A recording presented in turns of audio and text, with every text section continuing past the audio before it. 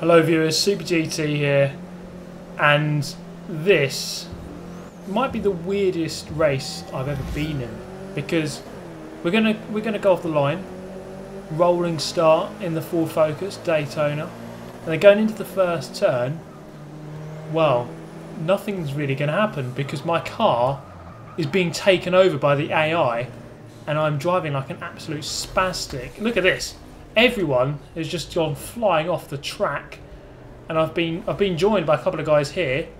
I've actually ghosted out, luckily. Yeah, what the hell is going on?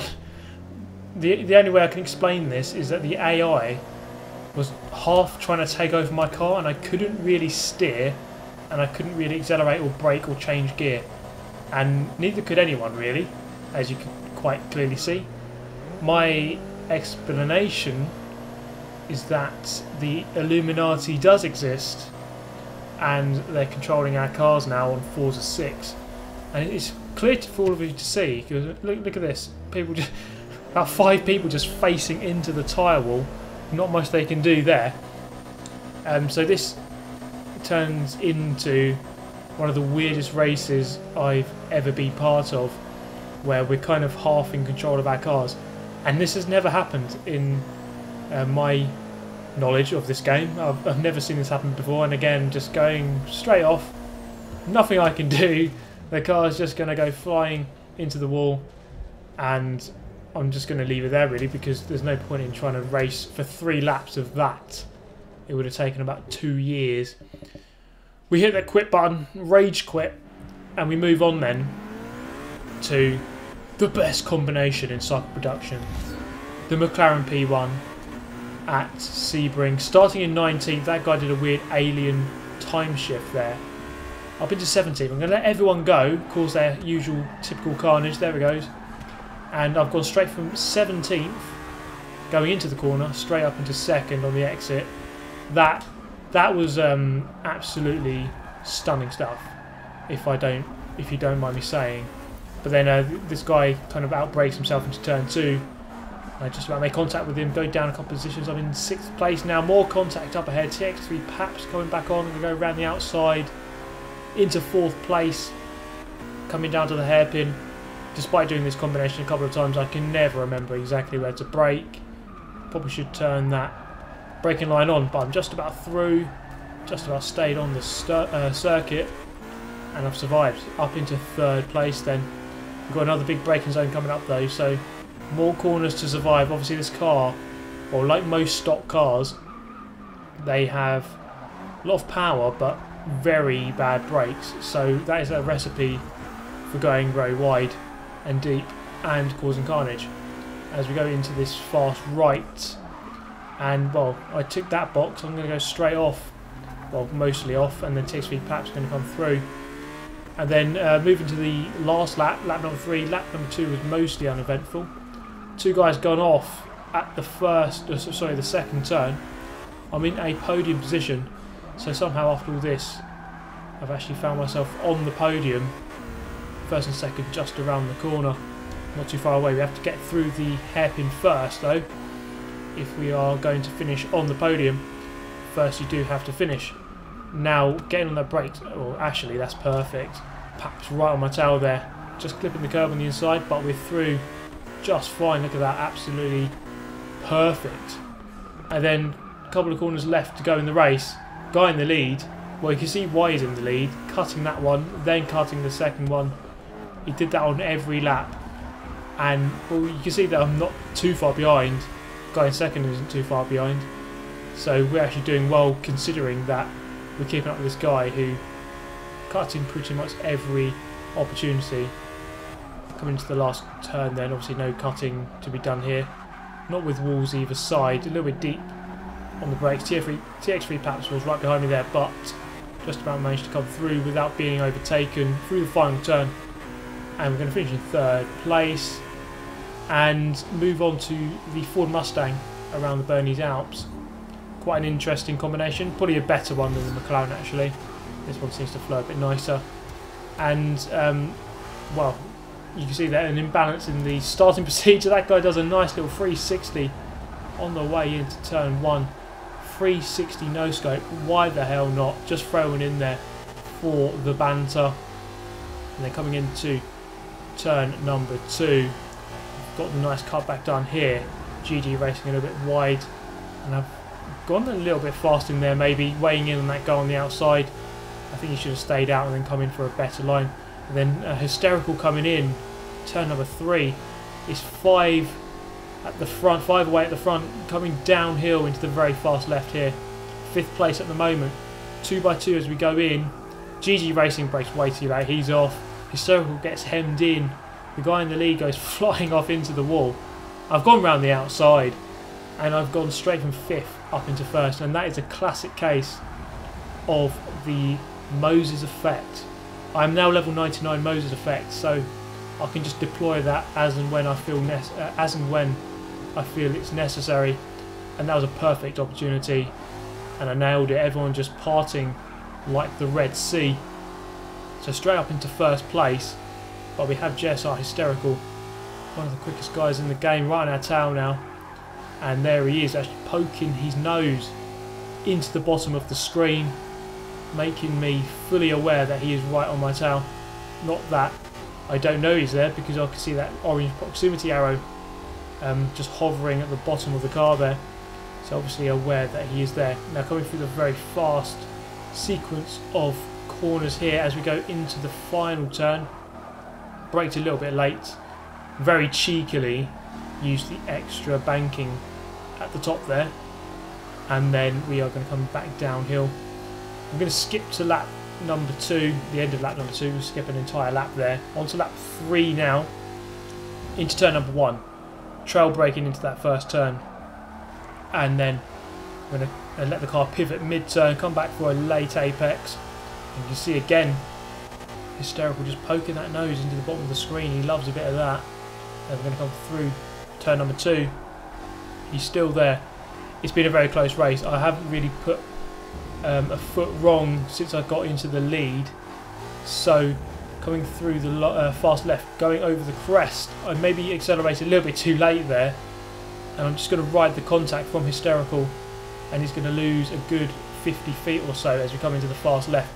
This is the weirdest corner of the game for me, because it just has weird gravity. It's like just what you expect to work doesn't work around that corner. It's really a really weird corner, that one. And then into the right just after, hooking up that curve nicely in 3rd gear, up into 4th on the exit. And then Hysterical makes a mistake there. I think he grinded the barrier, and then he loses plenty of time. So in the end it was a fairly easy race to the end from that point. I think he did actually back out. The results are fairly close. So, the lap times between the top 4, if we include Hysterical, we were all just over 2 minutes. So fairly close lap times. There are a couple of good people in this lobby. So I've got teammate Dino there on the front row with TX3 Paps, and Hysterical was here. But now we have JSR Lee Campbell in this one, actually. The Lord himself. Someone gets punted there. It looks like it opened up for me, but then 2 guys just come across. And then it turned from what could have been a very promising start into quite a bad one. So going down into 8th place from 4th. So obviously not ideal. Into turn number 3 up the inside. I'm just going to keep that position there. Another guy gets pushed wide. I'm going to get the car back on this guy coming out of turn 4. Bit of power oversteer on the exit, but I am through up into 5th place. Chasing down the leaders now. F4H Dino out up front, TX3 Paps 2nd, JSR Lee Campbell in 3rd place, or there might be the other way round there between Lee Campbell and Paps. But coming down towards the hairpin at the bottom, braking on the edge of that curb. Got a guy, an unknown guy ahead of me, not sure if this guy's fast or not. And then on the exit, he's just going to leave me enough space as we go up towards the Schumacher S, and I'm going to have to go around the outside there. Yes, just about getting the move done, but unfortunately by this point, as you can see, the gap was fairly big to the guys ahead. So it was actually Lee Campbell who was in 2nd, but he's actually trying to defend now from Paps, or actually Paps has got through. You see through this corner, these sequence of corners, just how good this car is. Really has so much grip, really good to drive, but in many senses that does make it hard to catch up with other guys. When you've got cars that are very good on handling, or very nice to handle, It's easier for everyone to get on the limit quicker, so it can be harder to catch up with the guys ahead. Hooking up that chicane very nicely, just trying to hunt down JSR Lee Campbell if at all possible.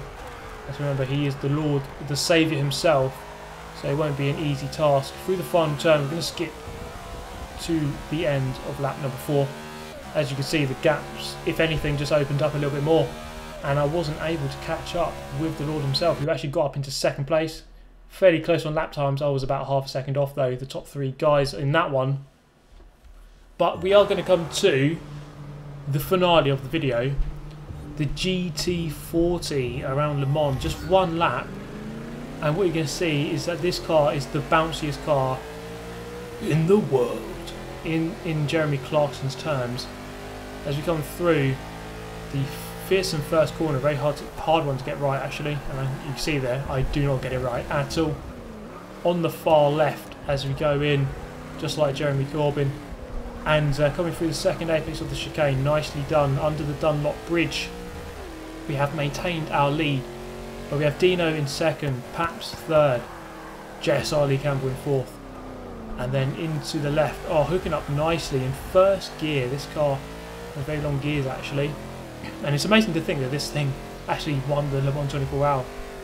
But yeah, obviously a long time ago, but still pretty crazy to think of the developments since then. Look at the bouncing through the exit of Turch Rouge onto the Mulsanne Straight. I'm going to deploy nitrous oxide here, time warping to the max. Check that out. That's one I learnt from Lee Campbell himself actually. Good tactic, that one. And then somehow the guys behind me used it because they kept up, don't know how. Through the fast kink, you see that the front wheel's lifting up. Couldn't even make it through the kink. Bit more speed boosting there. And then into the end of the straight, hooking up the brakes perfectly, hitting the apex. We are through there perfectly onto the next straight. And I thought, well, JSR Lee Campbell's going to start catching up with me now. Look at that. He's reeling me in. So I'm going to have to deploy the nitrous oxide once again to try and get away. But there's no getting away from the Lord because he did the same thing, and he's just remained the exact same distance behind. So I'm going to have to really pull it out here if I want to win this race. And then coming through towards the Porsche curves now, the really fast flowing section of the track. Really great to get right this section as we come up now. So not long left to go, just 1 lap in this race. It's a weird little set piece, this track. 1 lap. It's a very interesting little race actually. I think if you can get out at the front early doors, then you're probably good to go and win the race, because it can be fairly hard to overtake once you get to this section here, at least. Obviously down the main straight or down the Mulsanne Straight it can be very hard to overtake because you're in the same car, unless you're going to get slipstream, but you're going to mostly wait to that braking point at the end of the straight. But anyway, we have just got a matter of a couple of corners left to go, and coming through the fast left at the end, you just see how hard the car is to control. I'm just trying to drive within myself and the car, not trying to overdrive it at all. I think Lee Campbell actually went wide. When you go wide at the end of that corner there, you've got sticky stuff and it's going to slow you down a lot. Now Lee Campbell and GG Racing are going to use a very cheeky tactic actually, and go into the pit lane. So you go flying through the pits, and you can see there, he actually went into the lead. He's actually in the lead right now, and then just before I crossed the line, I just about get back past them, and I only won by about a second in the end there. So very cheeky tactic. There he is himself. Thank you, JSR Lee Campbell. We're going to leave it there, guys. Thank you for watching as always. Thank you, JSR Lee Campbell. Hope to see you in the next one. Subscribe for more, and I shall see you next time. Bye.